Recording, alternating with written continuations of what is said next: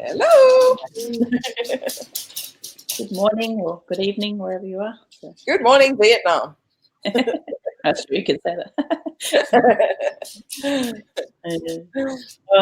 Well, welcome back, everybody, again. And we were just having a quick recap of what we were chatting about yesterday, and we were talking about how, making big decisions in life when you sort of decide to go all in on something and sort of put all your energy into something that you're feeling coming through you and following through on that. And then what I was sort of experiencing just sort of last night a little bit, in probably the last few days, but it became a bit clearer on it last night, and then just sharing with Nat, was like how when you do decide to go all in on something, how then you find that the resistance comes up. Like, and that's when your ego mind kind of gets a hold of it and kind of starts to bring up all your old kind of patterns or your limiting sort of beliefs, around, perhaps that decision about, remember when you did this last time and this happened, or you can't do that. Who are you to do that? You've never done this before. Like, how could you speak about this? You don't have this part of your life sorted out, or, whatever those voices are that come up. But that's kind of what's been coming up a little bit for me. And also just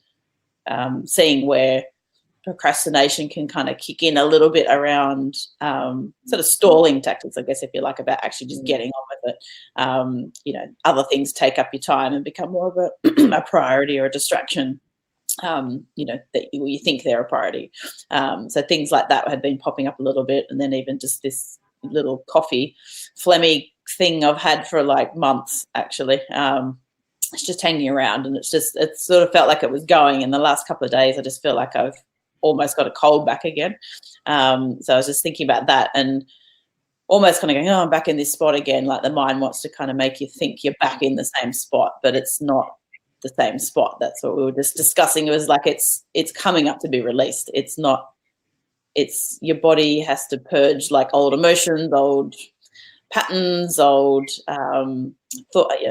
thought processes that you have, old, even just behaviors that you have, habits that kind of kick in, even just the way you go about your day when you get up, and just your daily routine even can come up in your face sometimes to kind of stop you. But just realizing that you're not actually in the same place. Like, your energy is completely different when you're coming from that unlimited space, which this decision felt like it definitely came from that unlimited space of following this project, jumping into this full on. But then the old stuff kind of comes up about, the ego wants to kind of get a hold of it to kind of stop you, I guess, from following that path. And that's what's coming up, just realizing, no, this is actually just releasing. I don't need to put energy into working this out or thinking about it, or it's just noticing it and kind of going, okay, it's interesting, move on, and sort of keep going on to the next thing. If there's something there to look at, it will make itself pretty obvious. And so that's what I've just been saying. It's like, okay, this is not the same space. It's a completely different space, but the ego wants to make me think it's the old space to stop me from moving into it. I guess when you look at how the brain works, it's looking for patterns all the time to everything. So, this is the same as what happened last week. This is what reference the past 3 years ago. Yeah, so it's compartmentalizing everything, because that's how it takes in so much information all the time, and it has to put some assembly of order. It's a bit like your own office type thing. If you've got so many papers coming around, unless we file them, it's just chaotic. So you can imagine what your mind is like when it's taking in, because it takes in every single piece of information. I couldn't tell you, there's no doubt a statistic of how many pieces of information it takes in every second. But it's seeing everything, and it's recording everything too. So, the mind has got the ability to go back to every single scene that you've ever looked at or heard or felt or had some sort of interaction with, and actually it's still there. So it's like, how do you even assemble that amount of information? So you can understand the compartmentalizing need, but then what happens is, like Mandy's saying, is that it goes back and tries to make a system out of it. It tries to pattern that. So it's sort of going, this is what happened last time. Oh, you were here 5 years ago and nothing's changed. And it's like, but what we forget is that we're making quantum leaps, which is energetic leaps out of things. So as your consciousness rises and you become more aware of things, it isn't the same space, but your mind's going to tell you it is. So I guess it's sort of interesting bringing up the whole concept, I guess, of making a decision about something and then all the ego stuff coming up. And that's all it is, really, all these feelings that come up. And we sort of think, oh, is it my intuition, or is it my emotions and my feelings coming up type thing? And then trying to decipher, oh, maybe I shouldn't be doing this because I'm feeling this or I'm feeling that. And it's like, and then there's just utter confusion sort of thing about what's what and what's true and what's not true and what's your mind telling you. Seems to be true, but it's actually not true at all. So you can sort of understand why we get in such a whirlwind of what on earth is going on sort of thing, like, and try to make a move forward then after you've made a decision. So totally understand all the stuff that comes up.